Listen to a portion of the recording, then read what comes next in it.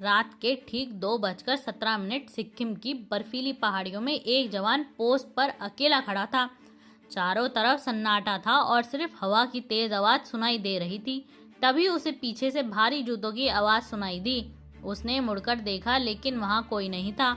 अचानक उसके कंधे पर किसी का हाथ पड़ा और एक आवाज आई, सो मत, दुश्मन आने वाले हैं। वो घबरा गया और तुरंत बाहर भागा। कुछ ही मिनटों बाद सच में दुश्मन की हलचल दिखने लगी, लेकिन जिसने उसे चेतावनी दी थी वो 1968 में मर चुका था। ये कहानी एक ऐसे सिपाही की है जो मरने के बाद भी आज तक ड्यूटी कर रहा है। पंजाब के एक छोटे से गांव में हरभजन सिंह का जन्म हुआ। बचपन से ही वो बाकी बच्चों से अलग थे। अरे देखो जब तो। दूसरे बच्चे खेलते थे वो देश की सेवा के बारे में सोचते थे। उनके पिता हमेशा कहते थे कि देश की सेवा सबसे बड़ा धर्म है और यही बात उनके दिल में बैठ गई। बड़े होकर उन्होंने भारतीय सेना ज्वाइन कर ली। ट्रेनिंग कठिन थी लेकिन उन्होंने कभी हार नहीं मानी। वो सबसे ज्यादा मेहनत करते थे और हमेशा अपने कर्तव्य को सबसे ऊपर रखते थे। एक बार उनके साथी ने पूछा कि वो इतना क्यों मेहनत करते हैं, तो उन्होंने कहा कि अगर वो ढीले पड़ गए तो कोई और अपनी जान खो सकता है। उनकी पोस्टिंग सिक्किम में भारत चीन सीमा पर हुई। वहाँ एक माहौल बेहद खतरनाक था।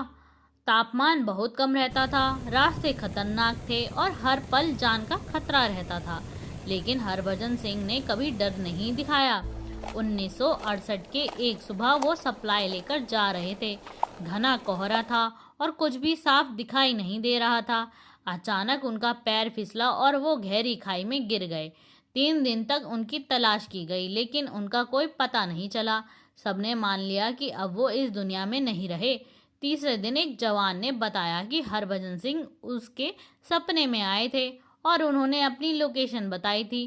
पहले तो किसी ने उस बात पर विश्वास नहीं किया, लेकिन जब उस जगह खोज की गई तो वहीं उनकी बॉडी मिली। इसके बाद सब कुछ बदल गया। पोस्ट पर अजीब घटनाएं होने लगी। रात में कदमों की आवाज सुनाई देती, कोई गश्त करता हुआ महसूस होता और कई बार अचानक खतरे की चेतावनी मिलती। कई सैनिकों ने दावा किया कि किसी अनदेखी ताकत ने उन्हें समय रहते बचाया।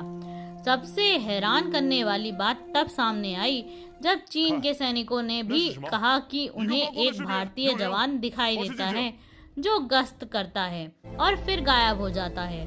भारतीय सेना ने ऐसा कुछ होने से इनकार किया, लेकिन घटनाएं लगातार होती रहीं। बाद में हरभजन सिंह के नाम पर एक मंदिर बनवाया गया। वहां आज भी उनका कमरा तैयार किया जाता है, उनकी यूनिफॉर्म प्रेस की जाती है और उनके जूते रखे जाते हैं। कई बार सुबह उनके जूतों पर मिट्टी पाई जाती है, जैसे वो रात में कई बार गए हों।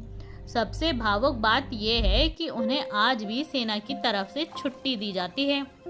उनका सम्मान ट्रेन के जरिए उनके गांव भेजा जाता है, जैसे वो आज भी जीवित हों। आज भी वहां तैनात कई सैनिक मानते हैं कि हरभजन सिंह की आत्मा सीमा की रक्षा कर रही है। जब भी कोई खतरा आता है किसी न किसी रूप में पहले ही चेतावनी मिल जाती है। तो सवाल ये है, क्या ये सिर्फ एक कहानी है या सच में कोई ऐसा सिपाही है जो मरने के बाद भी अपनी ड्यूटी निभा रहा है? शायद कुछ सवालों के जवाब कभी नहीं मिलते, लेकिन कुछ कहानियाँ हमेशा जिंदा रहती हैं। ऐसे ही इंटरेस्टिंग कहानियों के लिए फॉलो जरूर कीजिए।